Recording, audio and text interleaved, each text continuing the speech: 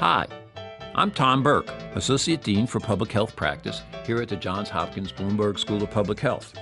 And welcome to Public Health on the Inside, your inside look into the world of public health.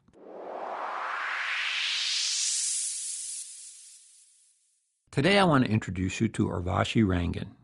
Urvashi has a really important leadership job and is a real spokesperson for the consumer because she leads the Consumer Safety and Sustainability Group for Consumer Reports. I'm happy to say she's also a PhD graduate of the Bloomberg School here in Environmental Health Sciences. And you may actually recognize her, if you could see her, from her appearances on the Dr. Oz show. In fact, that's where I first met Urvashi. We were appearing in the same episode of Dr. Oz. So it's terrific to have Urvashi, a graduate of the school and a colleague in toxicology and risk communication, here on our podcast today. At Consumer Reports, her group oversees the safety testing and reporting that Consumer Reports carries out and translates this science to good sound advice. So we sat down with Urvashi to learn about her career path. You know, I came to Consumer Reports actually to evaluate environmental labels on products. And so what does organic mean, for example? My passion is food and food safety, and that's where my own expertise has kind of been developed. But as a toxicologist, I'm really able to look at toxicity of ingredients in sunscreens and what are those emerging hazards and what do we need to be concerned about.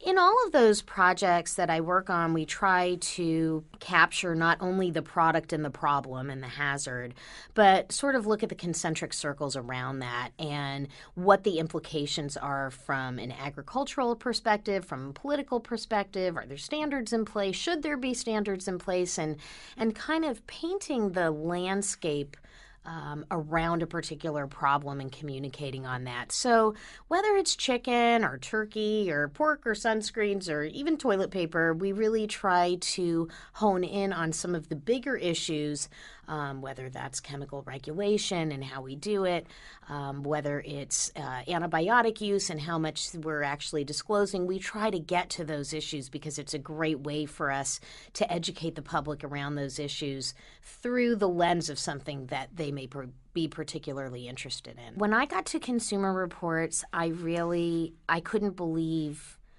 how it was the right place for me. And 15 years later, I can almost say the same thing.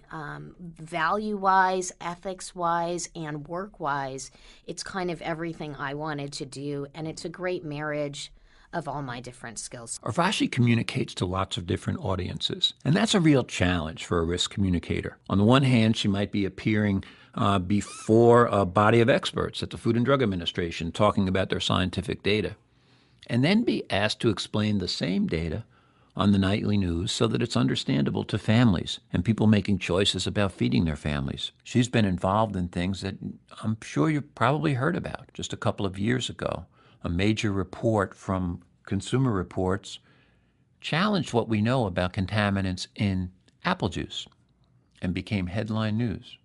More recently, in a report involving many of the major news outlets, they reveal a problem with contamination of rice and arsenic in rice. So Consumer Reports has taken a leadership role in trying to keep us informed about issues of contamination and exposure in our foods, but also balancing the good and the bad, the pros and the cons, that challenge of risk communication. So we asked Urvashi, what is it like when there's complicated scientific information that has to be communicated to multiple audiences? In the case of arsenic in rice, we came on the heels of arsenic in juice, where the FDA literally was telling the public there is no problem, everything is safe, don't worry about it. And the people who have told you about this so far, like Dr. Oz, are wingnuts and not giving you the right information. So the public sort of understood that from arsenic in juice. It was a terrible, terrible controversy out there. The science was not getting bubbled to the surface, in part because the way the communication was rolled out, for example, on the original Dr. Oz show and juice, was very sensationalized.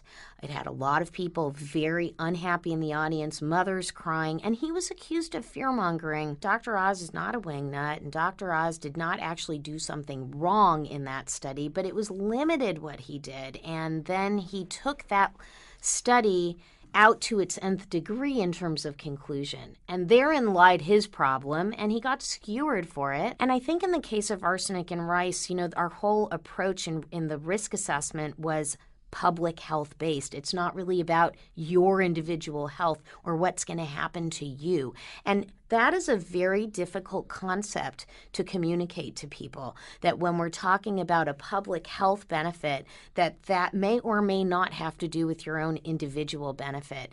And yet that's where we are in terms of regulations of chemicals and regulations of other things. So kind of bringing those examples back into the fold to help people understand why it is you have to actually look at the public health plane for so many of these issues, especially the chronic health effects. Everything you do must be, what I say, nailed to the floor. All your facts have to be straight.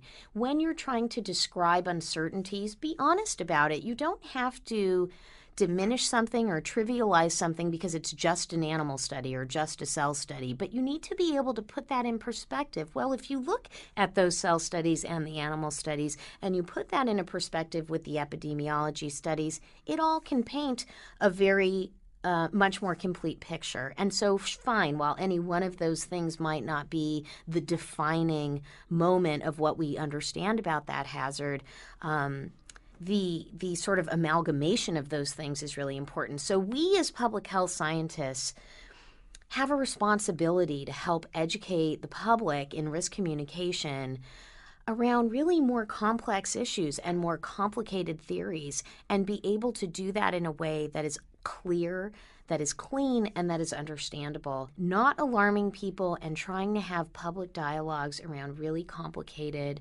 hazards and issues like arsenic and chronic toxicity and cancer are very, very difficult. And in a way, you almost have to stage that communication. You have to present it to the public. You have to let them digest it. And then you can start getting to deeper and deeper levels of discussion.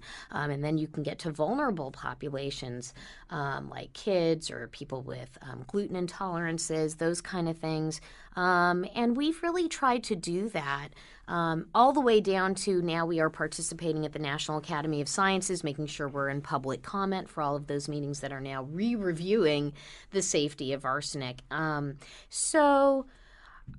Again, I think our job is really to take communication and break it down into its components and make sure that we are addressing all of those components before we go out. Because the worst thing you want is to go out with a really important message for the public, and yet the dialogue isn't around that. It's about you and how you did it or how you said it. And that's just very sad. Even if there are uncertainties, even if you don't have all the answers, that kind of honesty and truth and transparency is all really important when you're messaging. As I mentioned, Urvashi has also been on the Dr. Oz show numerous times, so we asked her to talk about that. Many colleagues in the scientific community are skeptical about appearing on the Dr. Oz show, or that, that fine line between entertainment and science, and how we approach that communication challenge. And yet, here's a show with tremendous reach to the consumers. What I admire about Dr. Oz is that he doesn't really shy away from too many topics. He'll take it on. And I remember meeting Bob Lawrence actually on the Dr. Oz show, and we were all there to talk about arsenic and chicken and arsenic being fed to chicken.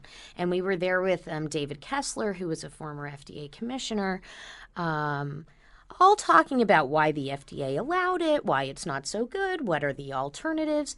Who else before that had ever spoken on national television about arsenic in chicken? No one. And you have to give Dr. Oz a lot of credit for that. He's willing to wade into those waters, even at his own peril. And I think arsenic in apple juice was exactly an example of that. For a group like us at Consumer Reports, where we are both a research group, we are creating news, we are the news, we end up working with Dr. Oz a lot. He's interested in a lot of the stories we come out with. And And he really gives us the time and the opportunity to really talk these issues out. Or it takes a lot of courage to be out there. And it takes a lot of courage too when you're wrong or when you're certainly perceived to be wrong to come kind of back at it again and to try to do the right thing. People respect Dr. Oz not because he's perfect, but because when he's wrong, he actually admits that on national television. And I think that's pretty heroic in this day and age to do that. Now, most of you listeners know that I have some public health roots in New Jersey. So when we were talking to Urvashi, I was pleased to learn that she also has some New Jersey roots that were important in her understanding the challenges of communication. In terms of sort of where I went from here, I have to admit I was a bit of a confused and lost student. And I think I knew pretty soon on after I left the program here and I did a postdoctoral fellowship up at Rutgers in their Environmental and Occupational Health Science Institute, and I spent 2 years working on benzene. I myself wanted to get out of the lab. One thing that was sort of missing for me was the interaction with people and talking to people. Urvashi has also been a wonderful colleague and actually set up some very nice internships and possibilities for students at the school, including taking on some people in very important jobs there at Consumer Reports who are graduates of the school. So we thanked her for that and then asked her, what advice do you have for students who are interested in communication, who are interested in that interface between science and communication to improve public health? I guess one kind of a piece of advice I would give any student is learn in your process what you don't like to do. It's almost as important as learning what you do like to do. And even if they're disparate things, in my case, it's amazing how they all sort of came to confluence at the end. You know, you never know what you're going to learn in doing things that maybe have nothing to do with your training or what you did. And I'm always trying to encourage students to kind of marry their training with other disparate things, so science and economics or science and business or science and law, because those are all interesting intersections that can lead to jobs that you may not know about, you're not going to read about, but are definitely things that are needed out there. I'd like to thank Urvashi Rangan for being here today on Public Health on the Inside and sharing her insights on that challenge of communicating science to the consumer. And thank all of you for listening. I'll see you next time on Public Health on the Inside.